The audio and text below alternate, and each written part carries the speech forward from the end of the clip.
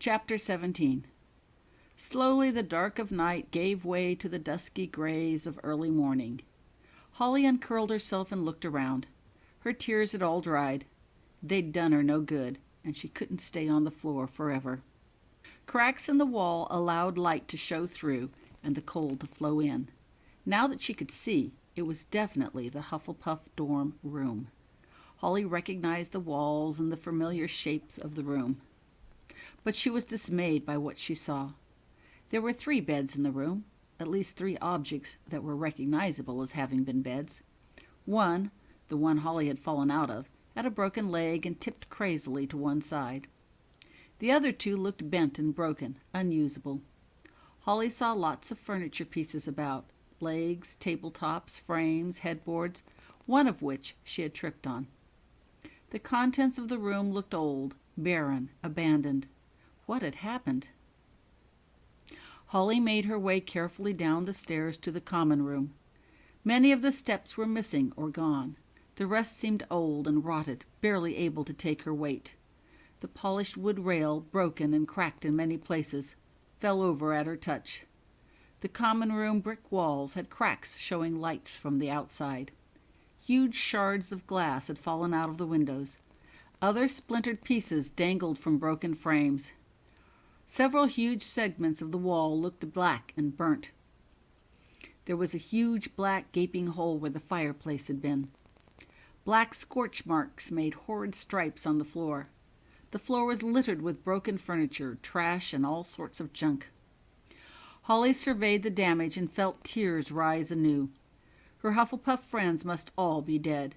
They would have never let this happen to their home at Hogwarts. Slowly, Holly explored every room in the Hufflepuff dorm, looking for clues as to what happened. She found no answers, only evidence of great destruction. Every once in a while she heard a soft squeak or a scraping sound as rats or mice scurried away when she drew too near. In the boys' side, Holly saw what looked to be a black rag lying stretched out on the floor. Upon closer examination, she could tell it was a very dirty old-school robe filled with holes. She bent down and picked it up. There was a loud rattling sound as several small white bones fell out of the robes to the floor. Holly shuddered and tried not to think of their source. She shook the robe thoroughly and put it on. She was very cold, and the robe helped. That gave her an idea. Holly scoured the rooms again, this time looking for articles of clothing. She found a dusty, moth-eaten house sweater, some ratty, literally, they'd been used by rats for a nest, old jeans, and a pair of black tights. The sweater magically cleaned and repaired itself when she shook it out, and the tights re-wove most of their runs and holes when she put them on. The jeans, well, at least they shrunk to fit. Most of the jeans were covered by the robe anyway. Holly felt better with some proper clothing on, at least warmer. It made her feel more prepared for what she had to do next. She had been wrong earlier about being alone. Lying in the dark, Holly had come to realize that there were other people at Hogwarts. It's just that they were so far away, they were well out of her usual empathic range. Her panic, fear, and desperation had made Holly seek further than ever before, and she found others. Just the faintest hint. She just didn't know who or what she had found. Picking her way carefully through the broken glass, Holly ventured to look out the window. Below, she could see the familiar Hogwarts grounds, but it was missing the pretty colored coral bells and the fire bells she had seen yesterday. The pathway bricks still looked to be covered with mossy shy plants, but now, along each side, was a row of what looked to be tall, spiny cacti. 2 black-cloaked figures, their faces completely hidden by hoods, floated gently back and forth around the yard as if they were patrolling. Holly had never seen anything like that at Hogwarts, but they looked vaguely familiar and very scary. Suddenly, she realized what they were. Dementors. She'd read about them in class.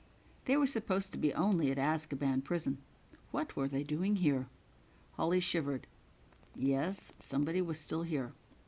Those things were there. Somebody still tended the yards. Maybe somebody would have some answers. Holly heard and felt the low rumble of her stomach. Maybe she could even find some food.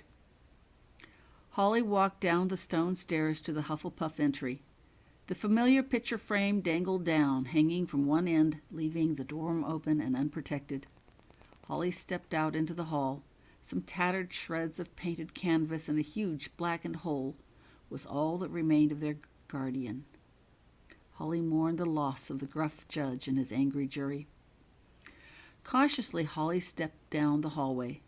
The plush blue carpets were gone. Scorch marks covered the walls. The hall looked deserted and unused. As she drew closer to the great stairway, Holly slowed to a stop. What would she find? Peering outwards behind the entrance, Holly saw the great steps moving. They were empty. She walked forward and got on them. The stairs were something familiar. Holly walked down the stairs. When she reached the bottom, Holly stepped cautiously through the door and looked about. She still couldn't see anyone, but the emotions of the other people were stronger now. The other people were in the great hall eating. She could tell they were students. No one was near. Holly crept closer and hid behind a column. She didn't want to be seen until she knew a bit more. Holly closed her eyes and reached out with her mind. What emotions did she feel? Confidence, satisfaction, arrogance, overwhelming arrogance.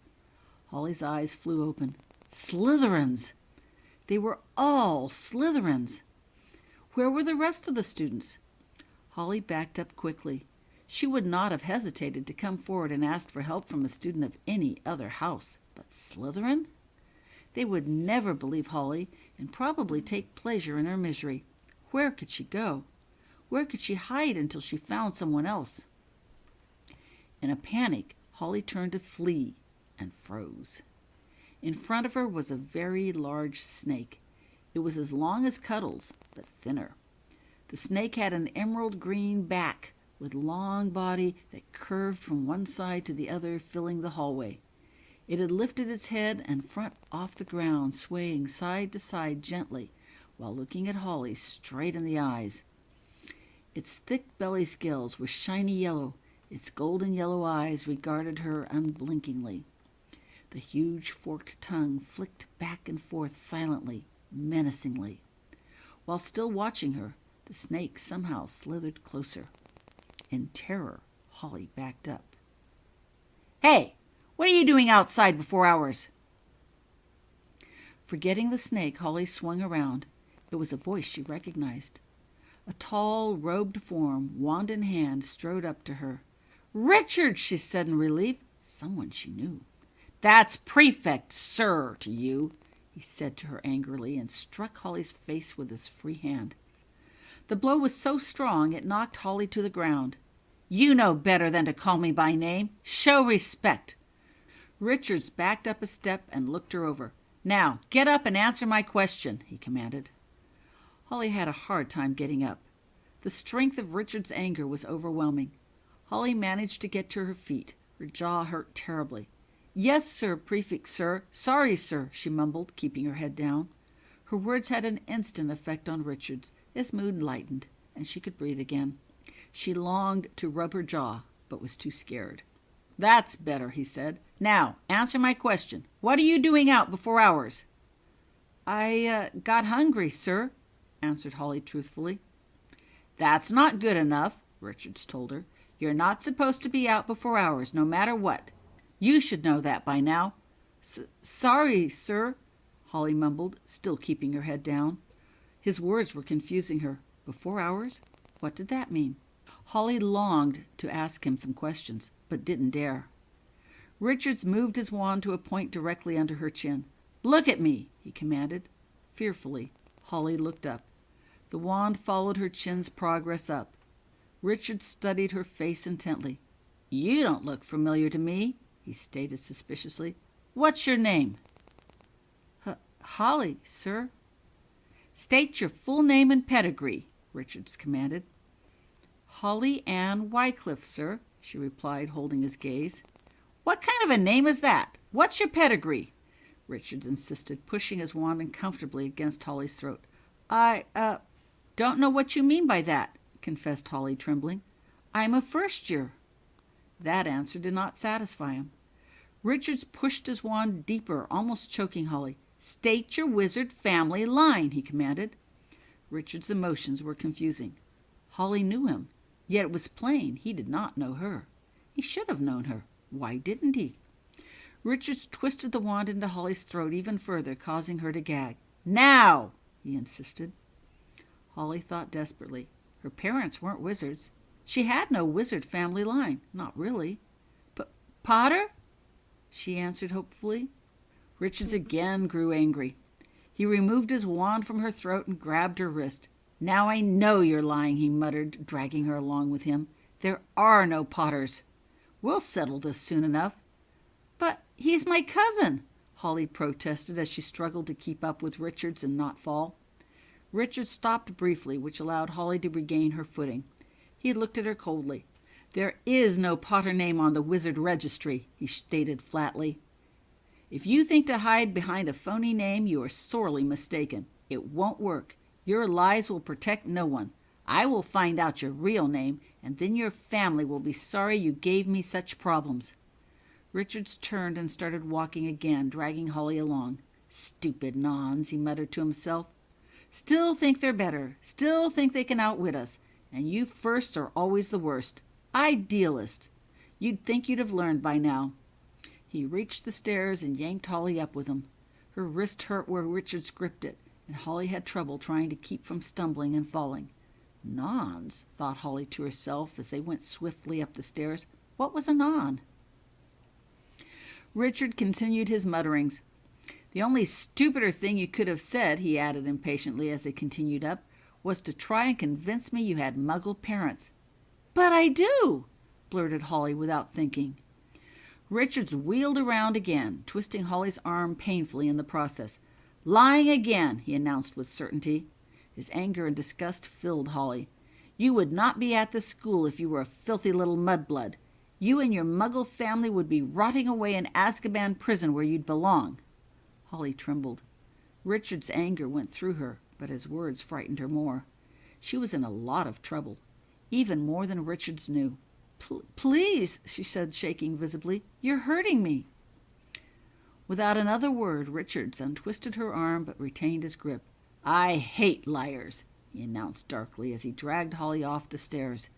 They raced down the hall, turning several corners before Richard stopped, abruptly releasing Holly.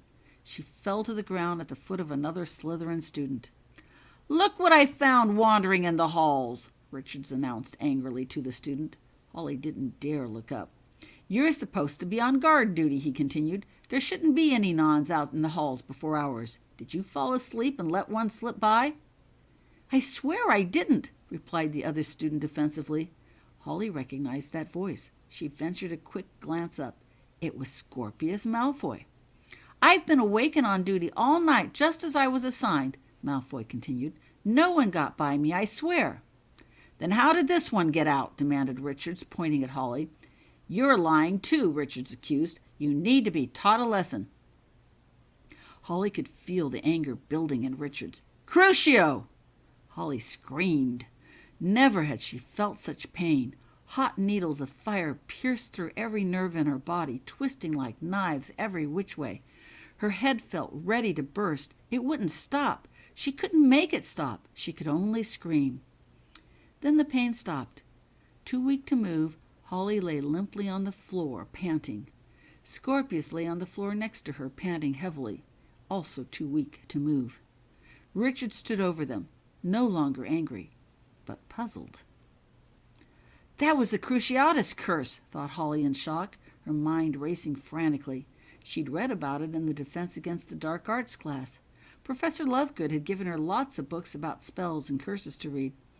There was no counter to the Cruciatus curse. It was one of the unforgivable curses that could send a person to Azkaban prison. Yet Richards was using it casually as a simple form of discipline. What had happened? What was going on? A loud bell rang. The doors next to them swung open. Holly could hear the footsteps of people passing nearby, could feel their emotion and hunger as they passed. She forced her head up to look. Students, lots of them, all on their way to breakfast.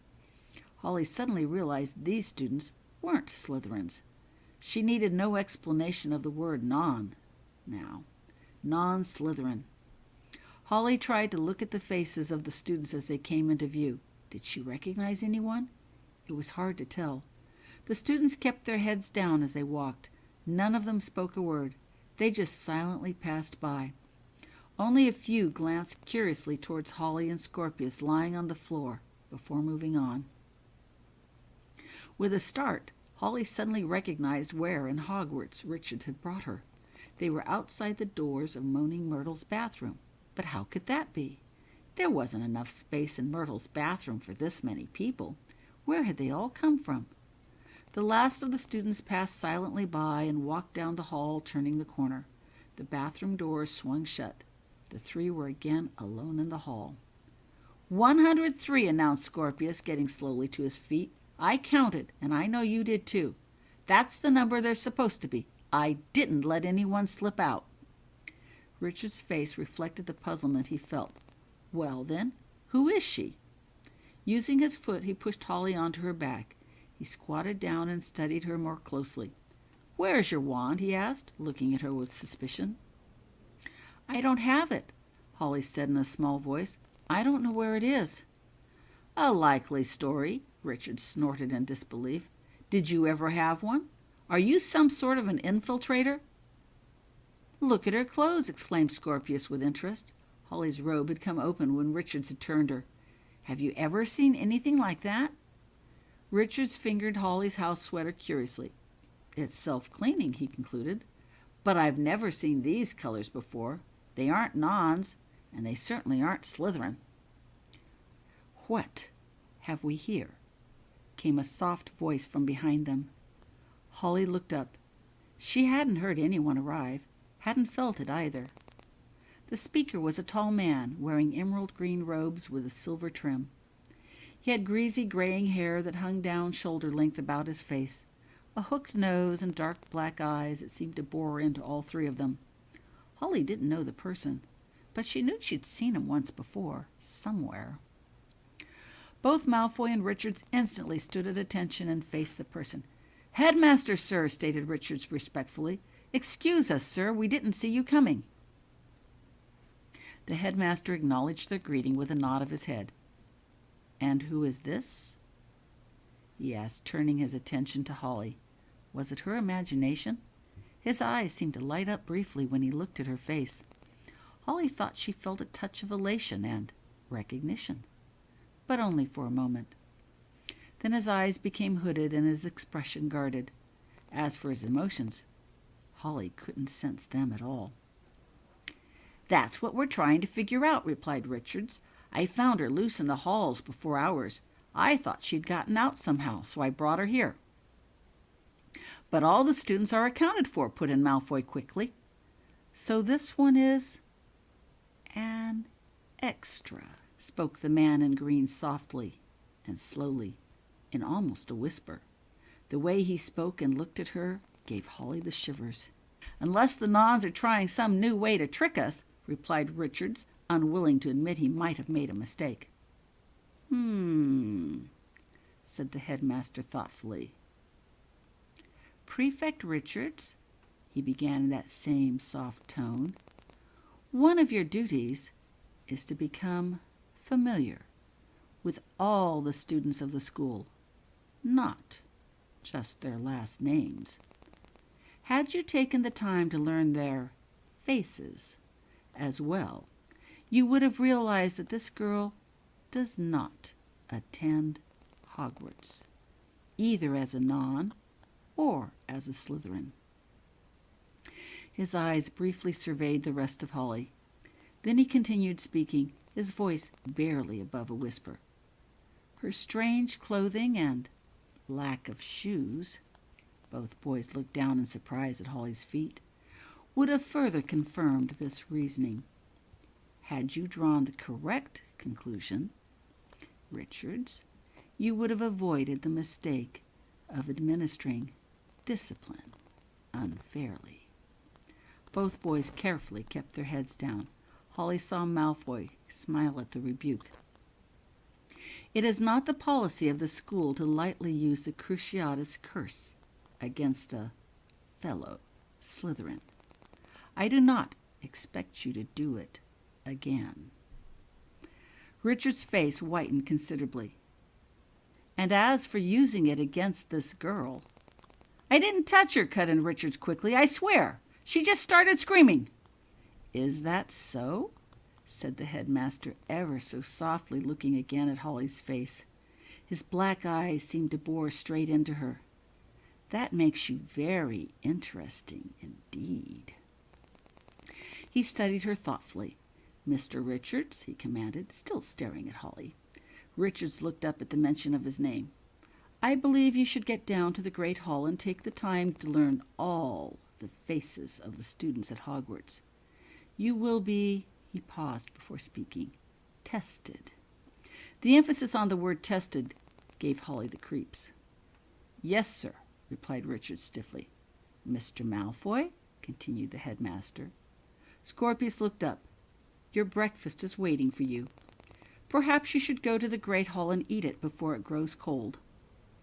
There was a moment of silence, and neither boy moved. "You are dismissed," he added in that same soft voice. "But, sir," stated Richards, "what about the girl and I have some—" he paused— "business to discuss in my office." His words seemed innocent enough, but a soft voice made Holly shiver all over. "Yes, sir," said Richards with a knowing smirk. Richards and Malfoy turned and walked down the hall. Richards gave one last glance over his shoulder at the two as he walked away. Holly and the headmaster watched them turn the corner and vanish out of sight. Then the two were alone in the hall. Headmaster Severus Snape turned and regarded the girl on the floor thoughtfully. She looked so much like someone else, someone he thought he had lost forever. But that could not be true. She was long dead.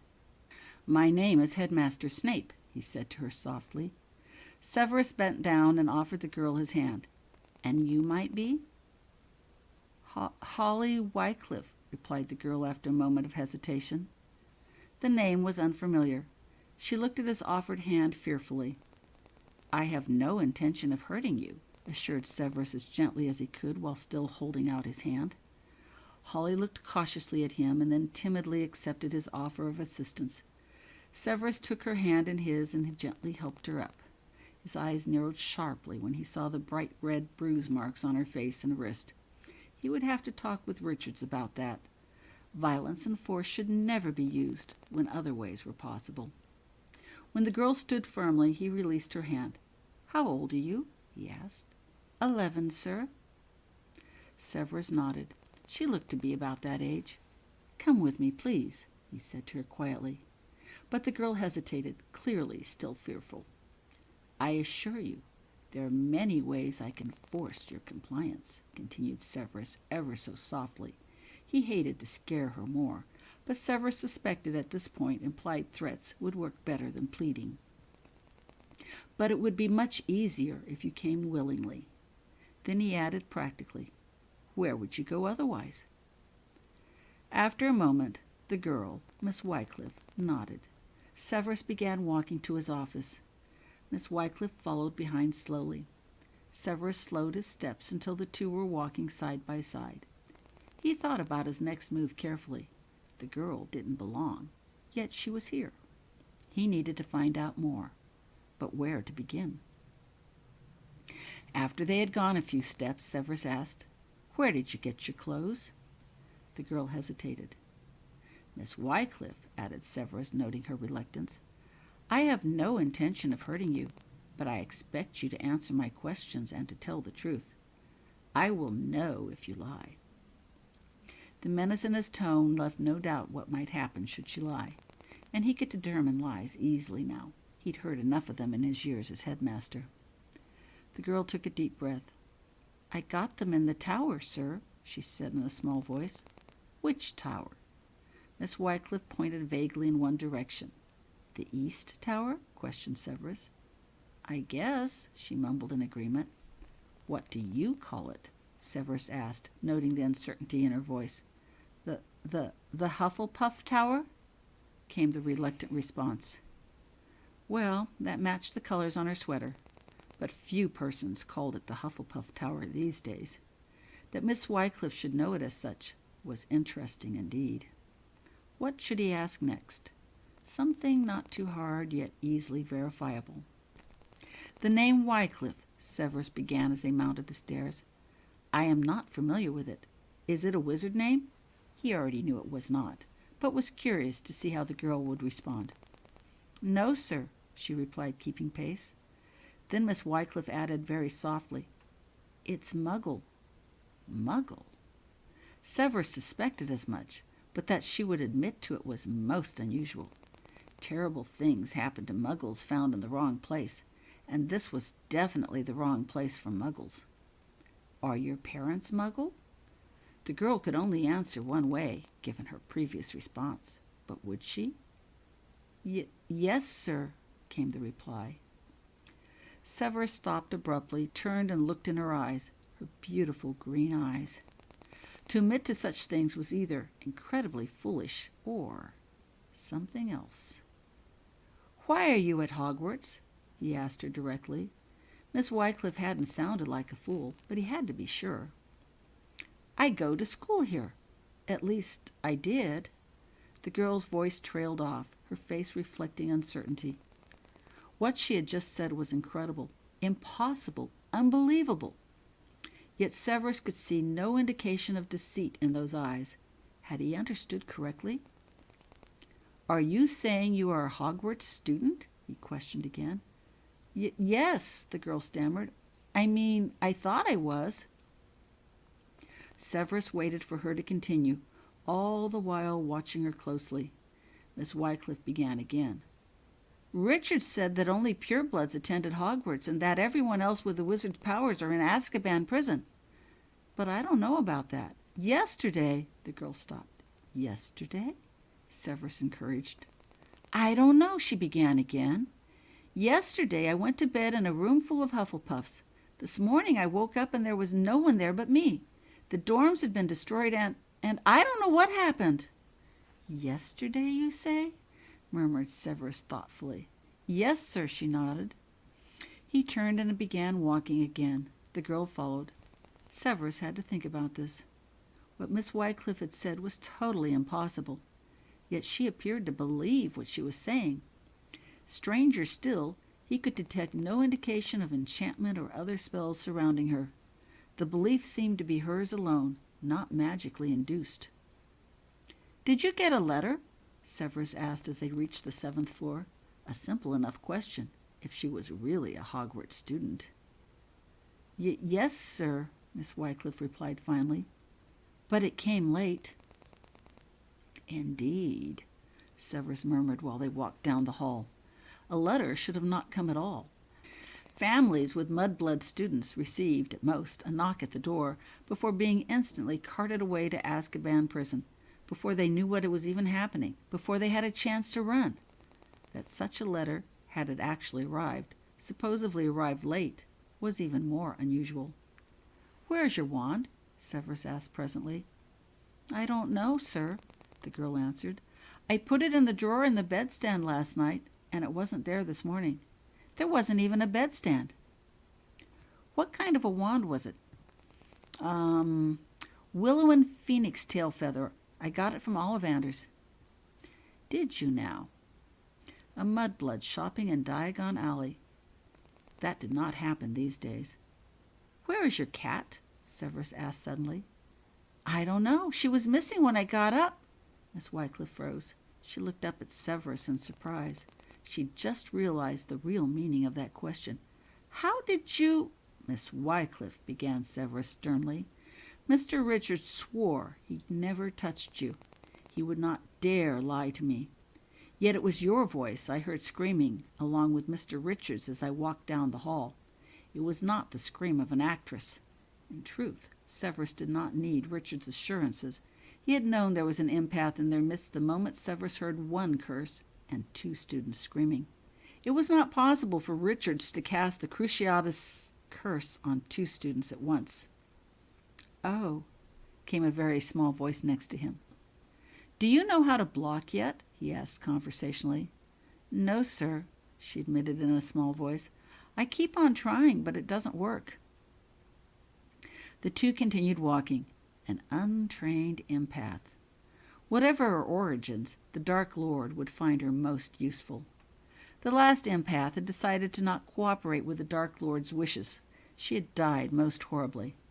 Because of her young age and inexperience, this one might be more compliant. But Severus decided to not notify the Dark Lord immediately. Miss Wycliffe's presence was a mystery that should be explored and explained first. Also, he was loath to turn her over to him, someone that looked so much like her. Not again. Severus stopped at the base of the very large stone gargoyle. "Odd," commented Miss Wycliffe. "Those snakes weren't there before." "Before?" "Last September when I arrived." Odd indeed. Severus had all but forgotten that those snakes hadn't always been there, but they'd been added years ago, not just months. That Miss Wycliffe noted the difference so quickly. Severus decided to try something, to test her knowledge. "The Hufflepuff dorms," he began softly while watching her closely, "were destroyed over 10 years ago, along with the Gryffindor and the Ravenclaw's dorm." The blood drained from Miss Wycliffe's face. "What?" she protested. "That can't be. They were all there only yesterday. You must believe me." There could be no doubt she believed it. And Severus could still find no sign of enchantment around her. What was she? Some sort of a time traveler, perhaps? "I believe you believe it was only yesterday," Severus finally said, "but that doesn't make it true." He turned and faced the gargoyle. "Atropa belladonna." The gargoyle sprang to life and hopped aside. The wall behind him split in two, revealing a large spiral staircase. "Come," he commanded. The two got onto the stairs, and the stairs started moving smoothly up. Severus had admonished Richards for drawing conclusions too quickly. Now he feared he might do the same. He needed more information. What else could he ask? "Quickly now," Severus ordered while they rose even higher. "Your professors. Who teaches herbology?" "Professor Longbottom." "Defense against the dark arts?" "Professor Lovegood." "Transfiguration and charms?" "Professor Iverson and Professor Flitwick." "Potions?" "Professor Slughorn." "Muggle studies?" "What? I've never heard of such a class." Muggle studies had become a requirement long before the dorms had been destroyed. Where did that place Miss Wycliffe? She had answered his questions quickly, without hesitation. They were names she clearly knew. The names she spoke were all familiar to him, though not all as professors. What did that mean? They reached the top of the steps. Severus opened a polished oak door. He pointed to its brass door knockers that had the shape of twining snakes. "Remember this?" he said casually. "No," she replied calmly. "It was some sort of a bird with claws, I think." And so it had been, once. "Who," Severus asked finally, "is your headmaster?" "It's Headmistress McGonagall," answered Miss Wycliffe softly. The two entered the headmaster's office. Miss Wycliffe looked about.